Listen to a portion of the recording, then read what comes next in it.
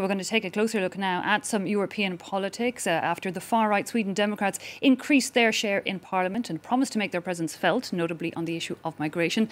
After thousands took to the streets in East Germany chanting neo-Nazi slogans, and as asylum seekers continue to be refused entry to the EU and the focus of political parties look to be turning increasingly inwards, is the far right on the rise across the EU? And if so, what's the real reason behind it? Well, joining us on set to give us his perspective is Mr. Jean-Yves Camus, a researcher at the French Institute for International and Strategic Affairs. Mr. Camus, thanks so much for coming in to speak with us.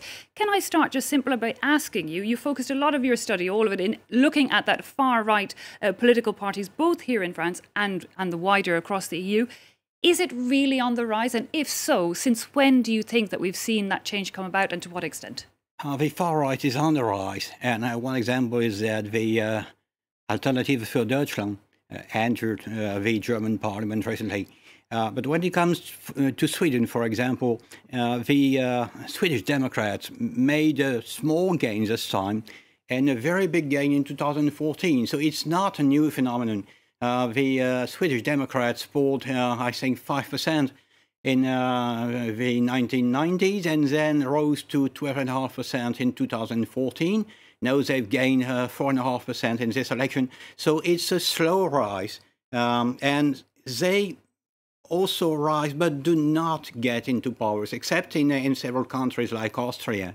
They do not have access to the cabinet, to government, because there's a broad coalition against any kind of alliances with such parties. Yeah, there's often the vote against the far right, but there is a rise in their popularity nonetheless. Why do you think that is?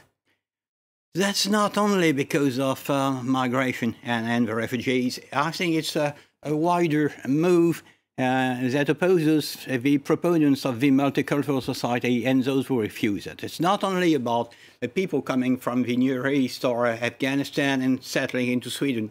It's the way people are unhappy with the fact that they feel their country is not safe anymore, on one side, and their country is not really their country. The cultural values seem to change so fast that part of the population, especially among the most deprived and the less educated, say, well, this is not my country anymore. Why is that? Because of immigration. So to one extent, a lot of it is down to the economy and the fact that that idea of an EU identity hasn't yet taken hold. But when you look at Sweden, when you think economic reasons are to a large extent behind it, when you look at Sweden, economically, that's doing pretty well. The economy is strong, but it seems that social inequalities are pretty much stronger than they used to be in a culture of equality. I mean, Scandinavia is about mostly not too many very rich people and not too many very poor people. No, they have an economy that is good, but they have poor people among the native population and a lot more very, very rich people. So it's kind of a breakaway from the previous tradition of equality among citizens. And I guess people feeling discarded or disconnected with the political parties in power, is that what they need to address to turn things around? They feel disconnected with the broader coalitions of, on the one side, the Conservatives and the Liberals, and on the other side, the Social Democrats and the Green Party. So they try to find another way. It's not only the extreme right Swedish Democrats that make gains in this election, also the radical left made quite a strong gain. True. And now when you look at the EU level, we are seeing a lot of those various parties, both from the extreme right and the extreme left, gaining. We're heading into elections at that European Parliament next year in a couple of months' time. But when you look at that, because, as you say, in national politics, they don't perhaps get power because it's not a united enough front. But on the EU level, is that what we could see starting to form? I don't think they will get a majority. But nevertheless, they've more or less achieved what they wanted, because the political agenda in most European countries has shifted very much to the right on issues of ethnicity, immigration, the refugees and so on, and the multicultural society. And most conservative parties and even most social democratic parties have been obliged to change their agenda and to, I would say, become more conservative on many issues. Indeed. And, you know, the anti-Euro was for a long time the common cause of a lot of these more radical parties, but that seems to have been dropped.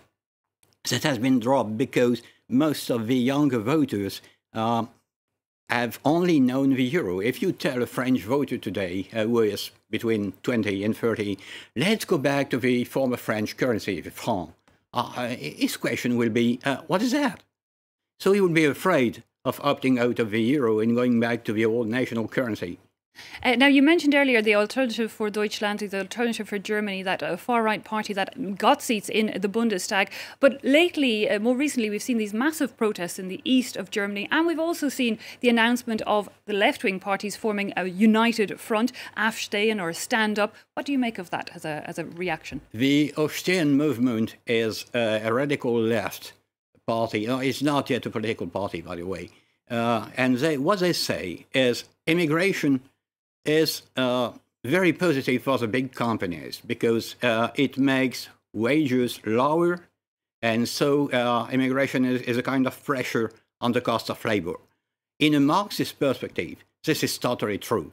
I mean, you might challenge it from a liberal point of view, but in the Marxist tradition, this is entirely true. And it appears to this part of the German population who has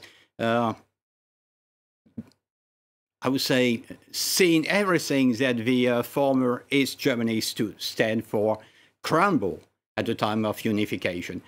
One should not assume that under the German Democratic Republic, everyone was anti-racist and prone to the multicultural society. Not at all. That's true. I guess just because it's Germany, we have maybe a different image in our heads. But overall, do you think this rise of the far right and of radical parties is going to continue, or do you think that maybe politics have to focus more locally to try and change it? I think that the mainstream conservative parties and the Social Democrats will still lose ground, and not only for gains on the extreme right, new parties will emerge, and we have an example with the Five-Star Movement in Italy. It might be the end of the old conservative right and the old social democratic left. Okay, so perhaps, more choice on either side. A lot of them, as you mentioned there, have moved to the centre. Mr. Jean-Yves Camus, we're going to have to leave it at that. But thanks so much for giving us your analysis and insight on that situation across the EU. And I know you have a new book out this month, The Return of Populists, The State of the World in 2019, that came out on September 6th. And of course, looking ahead, I guess, at those EU elections. Mr. Jean-Yves Camus, thanks so much for your time.